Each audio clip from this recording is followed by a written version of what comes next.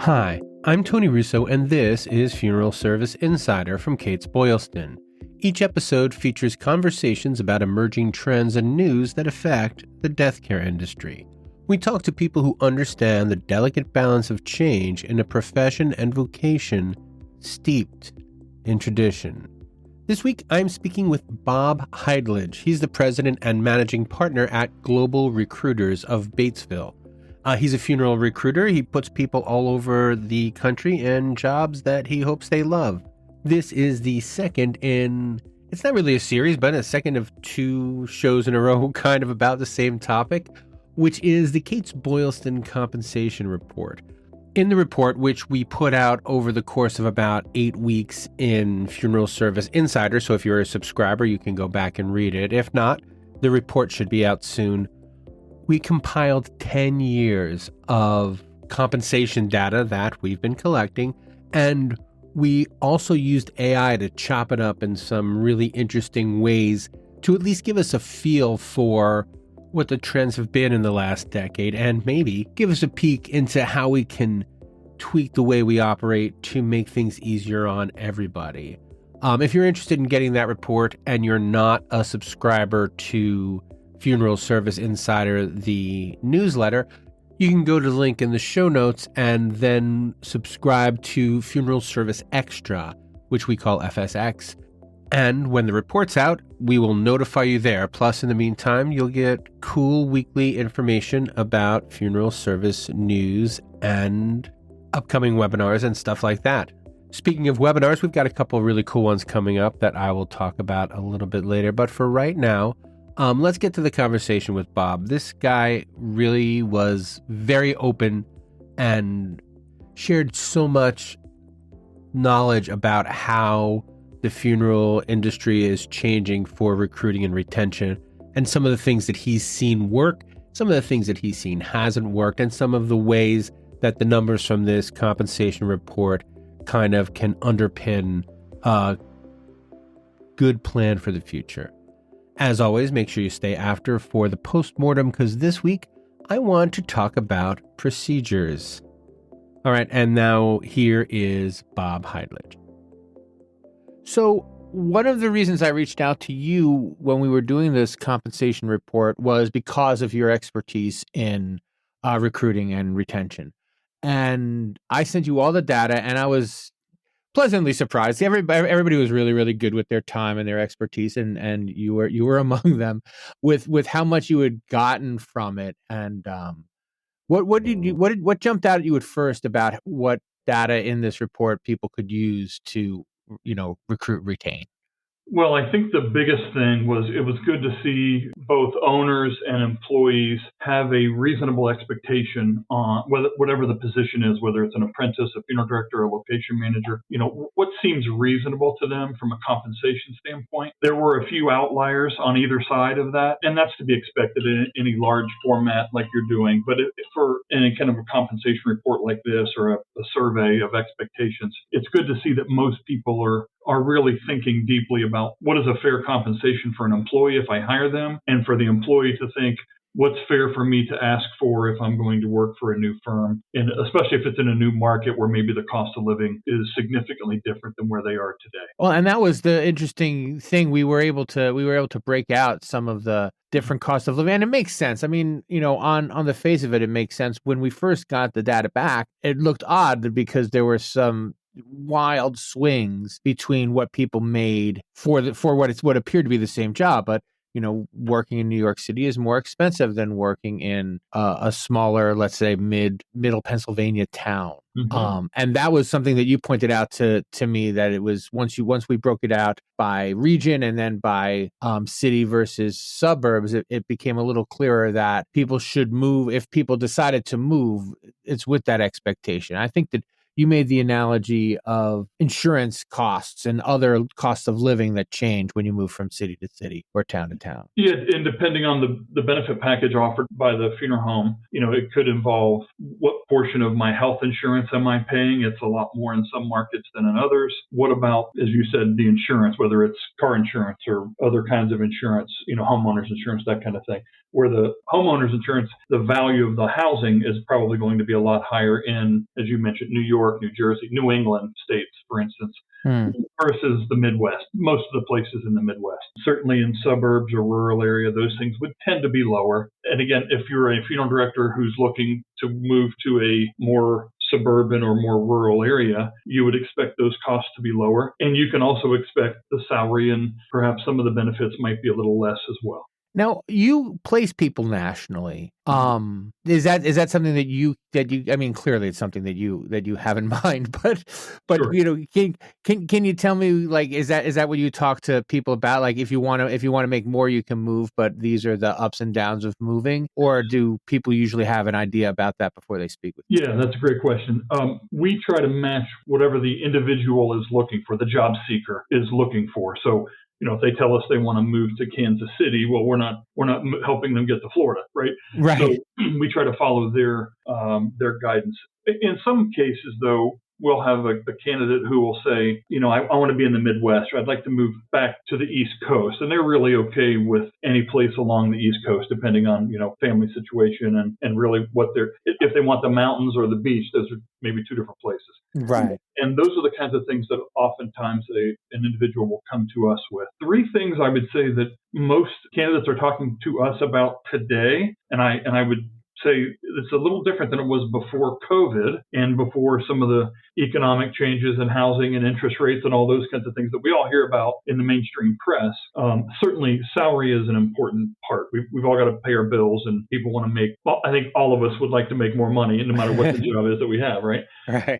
But for funeral directors and embalmers specifically, maybe location managers as well, the schedule that they work has become a more important component for the individual looking for a new role than it was, when I started doing this a decade ago. We didn't hear as many folks interested in what is the schedule specifically. And that has changed. Part of that is what people went through with COVID and some of the extra hours. And part of it's just the lack of enough qualified candidates to fill all the job openings in our profession. So a lot of firms are running a little shorthanded right now. And so individuals are looking for, how does this affect me at work, but how does that affect my family if I'm working all the time? And then the third piece of it, and this is probably more so in the last 2 to 3 years, is what is the availability of affordable housing? If I want to go to Kansas City, what does the housing market look like in Kansas City? Or what does it look like in Charlotte or Atlanta or Nashville or Austin or Harrisburg, wherever it is? People are interested because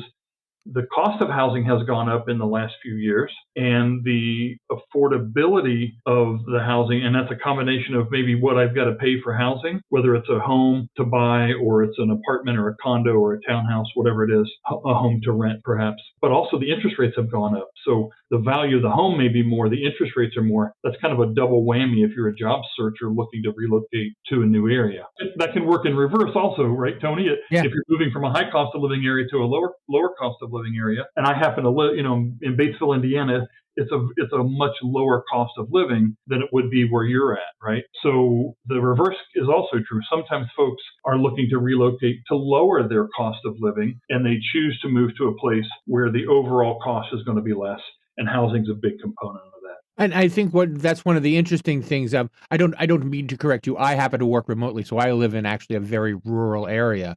But it just supports your point. I work for a New Jersey company who pays New Jersey salaries, but I have the advantage of living out in the sticks, where a dollar goes a little bit farther, or at least, I mean, fortunately, I bought my house 30 years ago. But one of the things that seems to be driving these housing crunch is exactly that. People are looking at places like where I live and saying, well, if I'm not going to the office, I can not go to the office and also, cut my mortgage in half by moving. But now that people are moving more and more, that cutting in half has gone away.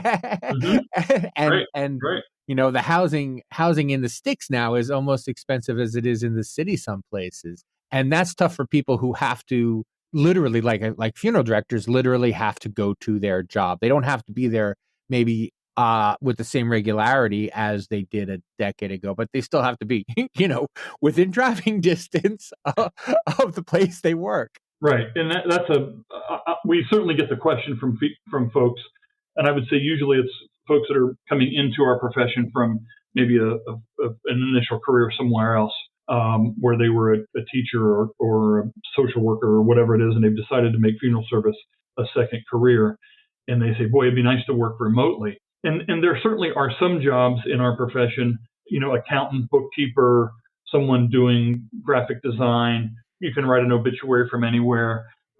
But if you're going to be a working funeral director and embalmer, in most cases, you need to be at the location to meet with the family. Even on the pre-need side, I think a lot of people think it's more of a remote, and perhaps you're meeting families in their home or somewhere else. But for the most part, the people that we're placing are still 95% plus are going to the funeral home every day, or a combo every day, and they're meeting families there because they want to be there. That's where the files are. That's where a lot of the information is. That's where the merchandise selections may be made, that kind of thing. And so one of the things that makes it a challenge, I guess, for a funeral homeowner or manager is constructing a schedule that makes sure that there's always someone there, but also giving people kind of the breaks that they're looking for, which, as you pointed out, are more than maybe a decade ago. Yeah, you bet. And part of it is, to our profession's credit, a lot of owners that we speak with, and we're speaking to them, every day, literally, they're thinking hard about how to make changes just to run their business better, to accommodate different requests, to make it a little bit easier, because we are competing at some level. We're competing with other companies, other professions inside and outside of our funeral service profession for those workers. Amazon and Facebook and Google and restaurants and hospitality. Lots of people are looking for the same kind of folks. Good Right. people, good work ethic, those kinds of things. So if they can create a schedule by outsourcing some of the work that maybe a funeral director would have done in the past to someone else, a service provider, on things like, could be video tributes, it could be the obituaries, it could be accounting, it could be the things that aren't core to the funeral director embalmer job, then it frees up some of that time. So maybe the funeral director embalmer doesn't have to be on call 3 nights a week or 2 nights a week. Or perhaps at night they've got a removal team that's either part of the funeral home or maybe it's a local provider that they can partner with. And that allows maybe a person to take the call at night, a funeral director, but not have to get up and go do the removal. And those kinds of things are very family friendly. And that's really a change we've seen over the last probably 3 to 5 years in a big way.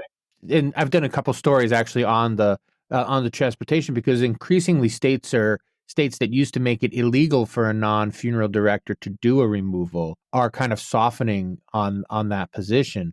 So you can have people who work at the direction of or who are trained in removals. And the people that I've spoken with that get the most use out of that, they have those transfer people tend to go to hospice or the hospitals. Like if someone is being removed from a home, the funeral director wants to get up and go and be the contact with that family there.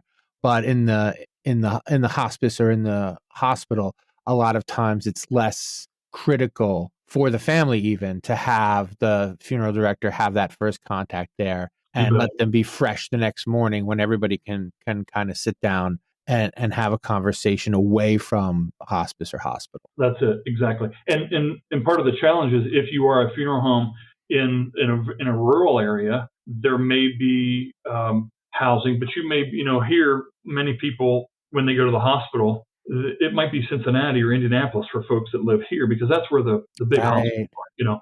So now how much farther away am I if it's a removal? I've got to find housing close enough to the funeral home. Again, affordable and available housing that's close enough to the funeral home that I can do a removal in whatever the company policy is, whatever their standard is, 30 minutes. I've got to find housing close enough for me to get that call, get the van, get the truck, get the Suburban, whatever we're using for the removal, and then get to that family's home. So sometimes things like housing or the schedule, it really limits the options that a individual would have. And by the way, some funeral homes can provide housing. They have an apartment or they have a home or whatever. Right. And that's a big benefit, obviously, to anyone looking for a job who's willing to live in company housing, even if it's a transitional situation. Right. Yeah, no, and absolutely one of the that's a lot of people will use that as a springboard, and once they're kind of dug in, they can, afford to buy their own home. That's after they've learned kind of the lay of the land. Right. I want to take a minute to talk to you about our Kates-Boylston webinars. We have them regularly throughout the year. Registration is always free. You can just visit the webinar section of kates-boylston.com to sign up. Link in the show notes as always. But if you can't make it to one of the broadcasts, you can always play it later. We send out email notifications once the video is live, and then we leave it there forever because most of these things are evergreen. You can listen to them and they remain useful over time. We've had webinars about green burial. We've had webinars about live streaming, digital technologies, business performance, metal recycling, cremation, pre-need, and so much more. Anything that we think will help you run your business, we're going to try to put a webinar on for it. In fact, we have 2 really cool ones coming up in the next couple weeks. On February 21st, you can learn how to use business intelligence to lead your business and sleep better from industry expert Alan Creedy of Creedy & Company. And then on April 4th, Jake Johnson from Johnson Consulting Group will discuss when is the right time to buy or sell and how to determine your succession plan. As I mentioned, the video library is available 24 hours, 7 days a week. You can browse and see if there's something you'd like to come back and look at later, so I can absolutely recommend checking out our video library at kates-boylston.com. We're here to help you discover new ideas and strategies one webinar at a time. Stay informed, stay ahead. We've been guiding funeral service professionals for almost 150 years. We'll see you at the next webinar. Sign up today at kates-boylston.com. That's the other thing I think that we talked about is this kind of succession disconnect where increasingly it's becoming important for funeral directors, for funeral homeowners and managers rather, to cultivate a key employee because it's not going down the generations is less common than it has been in the past. You bet. We talk to owners all the time who are looking for a new employee who can become, who's open to the idea of becoming an owner or a part owner because they are looking at that succession planning and saying, wow, I don't have an answer. And obviously there's some companies out there that help with that in a more formal way. There's folks out there that say, hey, we'll take it over for you. But a lot of the firms that we talk to, the owners that we talk to, they have friends and colleagues in the surrounding geographic area where they are who would like to retire. And some of the partners that we have are looking to add bench strength to their own team so that if an opportunity to buy another local funeral home, let's say in the next town over 20 minutes away, we can do that and still be able to supply the proper staffing, the licensed staff we're talking about now. Because oftentimes that owner who's looking to sell, they're not necessarily looking to stay on. Some want to, obviously. They'll continue for a time with less responsibilities. But some are ready to retire or they're past ready to retire and they're just waiting to find that person who will take the baton and run forward for the next 50 years. And how do you get a sense of whether a person is ready for that kind of position? Like what is your process for saying, because I mean, I don't want to make it sound too gross, but you must like separate people into, okay, this guy is good for this lady's good for that, back and forth. What are the kind of the things that you look for in someone where you can recommend and say, hey, I think this is the kind of person who in 3 years can be running the whole show? Well, generally what we're going to ask every person that we speak with a lot of questions. What are they interested in? What are they not interested in? That's everything from duties and responsibilities and schedule and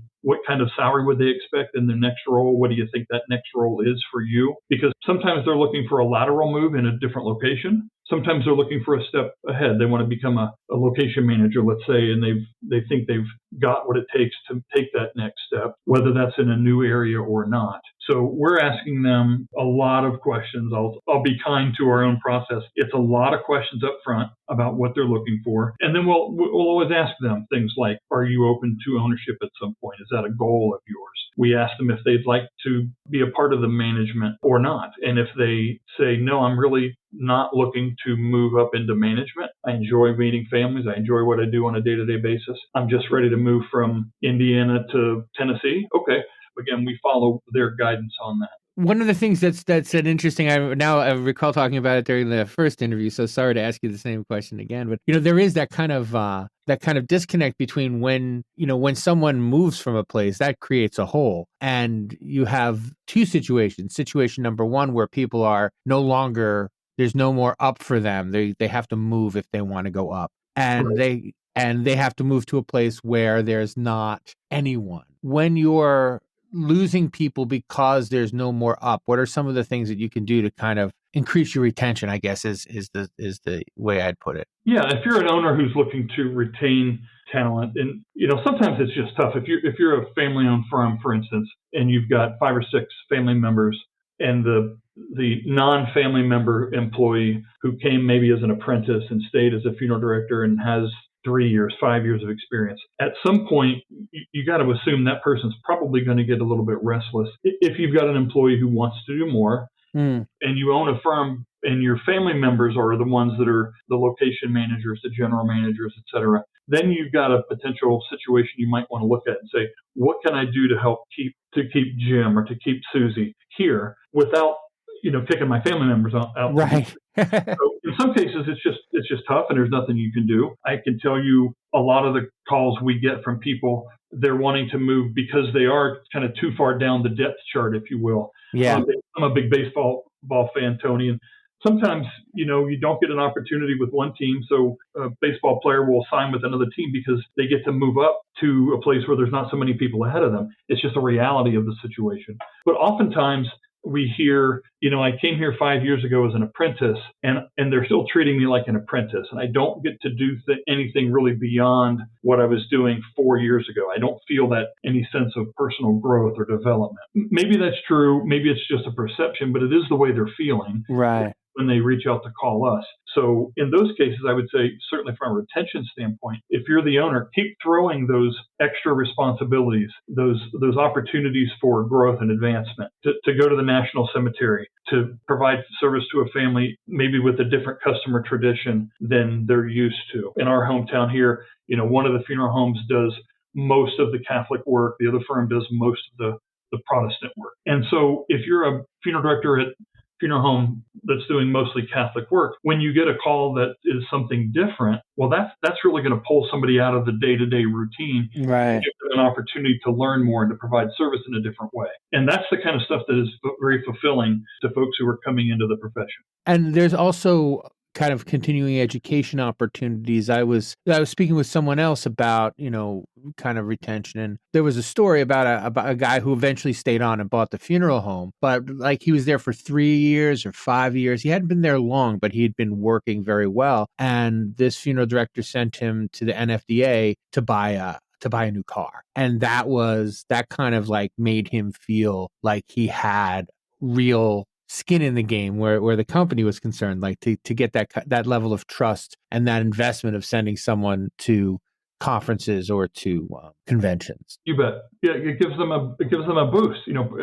This is a relationship business, right? A people person does really well typically as a funeral director. On the embalming side, perhaps it's a bit different, but because that's more technical and skills based in a different way. But from an arranger's perspective, someone that's out in your community representing your firm, if they have that little extra bit of authority and that little extra, bump in their step when they're saying, hey, they just turned over that responsibility, or when the owner went on vacation this time, they didn't call their friend from 30 miles away to run the place for the next 2 weeks. They asked me to step up and take that responsibility. And maybe nothing unusual happened, but I had the opportunity and their trust to run things. And that's the kind of thing that really gives people a boost and will cause them to stay and stick with you, because other opportunities may come. You may buy another location, and that person now might be a great candidate for the location manager at the second place or the third place. And those are the kind of things that really help. If the individual employee can see some kind of a light at the end of the tunnel, and they like where they're at and they're being treated well and paid well, et cetera, then they're going to be more likely to want to stay where they're at. Excellent. And we're kind of coming up against it now, so I want to give you the opportunity. Is there something else you wanted to talk about? Something I should have asked and didn't? Something that you think would better round out what we've already spoken about? Well, nothing really different. Just to reiterate, one of the things that as kind of an objective third party that works between individual job seekers and owners who are looking for folks to join their team. I guess I would just, as a reminder, again, the way we kind of started off was, it's nice to see that most of the people that responded to the report, to your survey, did have realistic expectations. But as a reminder to owners, it is different than it was 3 to 5 years ago, 10 years ago, 30 years ago when I first joined the profession as a young, eager beaver, 23 years old. Salaries and benefits and schedules are really important to people. And so that doesn't mean you have to pay everyone money that you can't afford that doesn't work for your budget. That doesn't make any business sense. But it is different when you're bringing somebody into your firm that is not a family member. They don't have necessarily that dream of owning the business like your son or your daughter, your grandson or your nephew might have.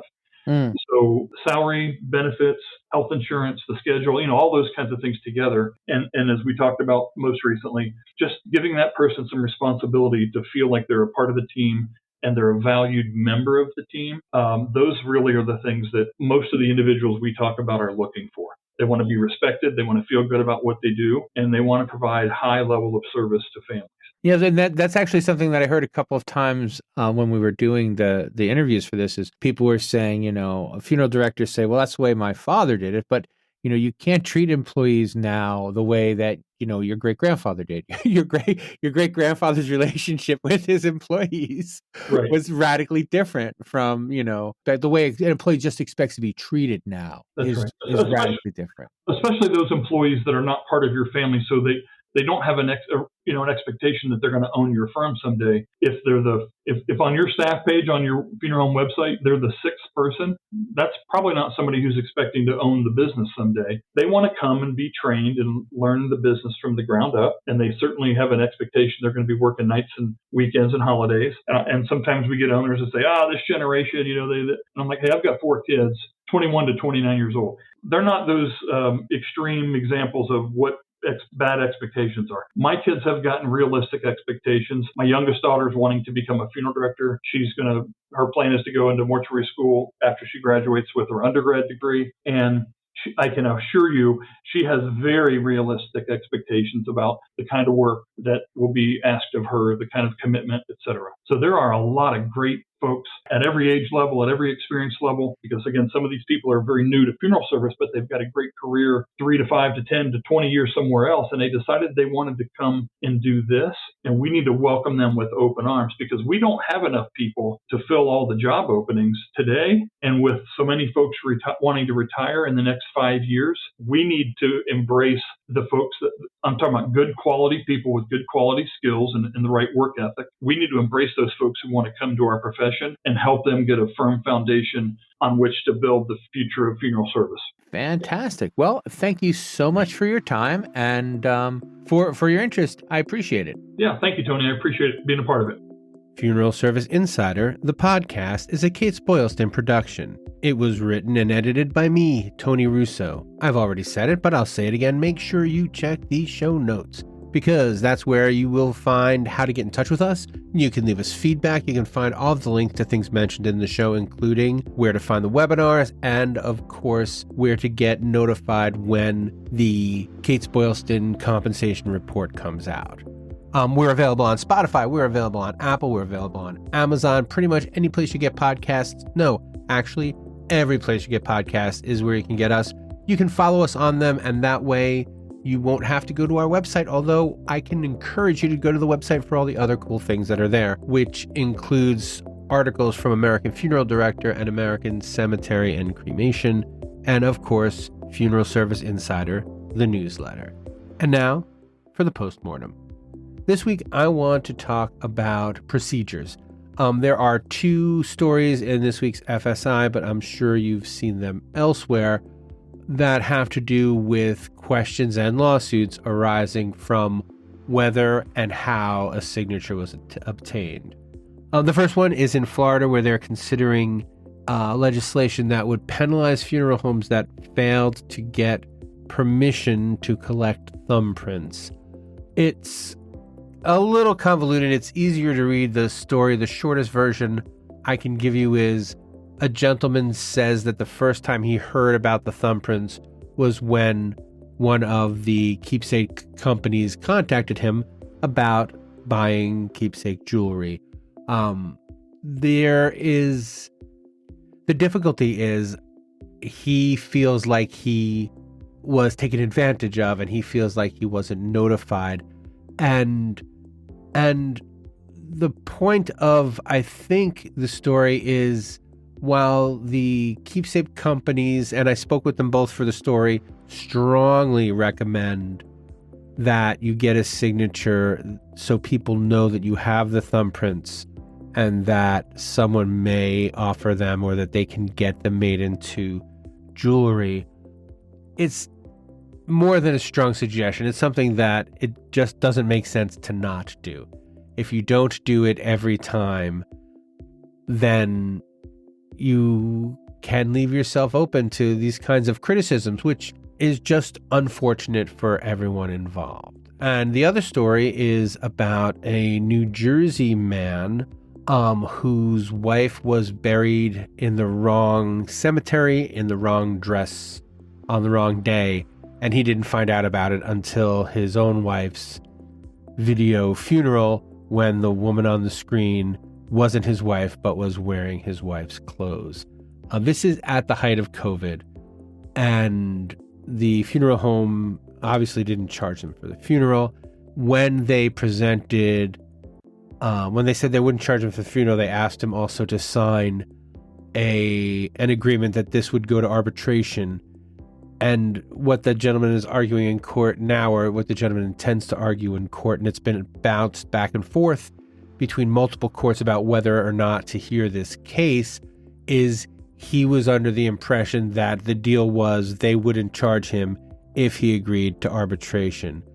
And whether or not it was presented that way, it's going to be interesting to watch the case and to see how that changes best practices when it comes to, horrible situations like this. Because there are no winners here, and there's no excuse, and I don't think that anyone is making them. But it was October in the middle of COVID. I cannot imagine, but I'm sure you can, what it was like that October of 2020. So keep an eye on those two stories. Keep an eye on FSI for more reporting on them as they develop, and of course for other stories that we think you need to know. But until next time, thanks so much for listening to Funeral Service Insider, the podcast.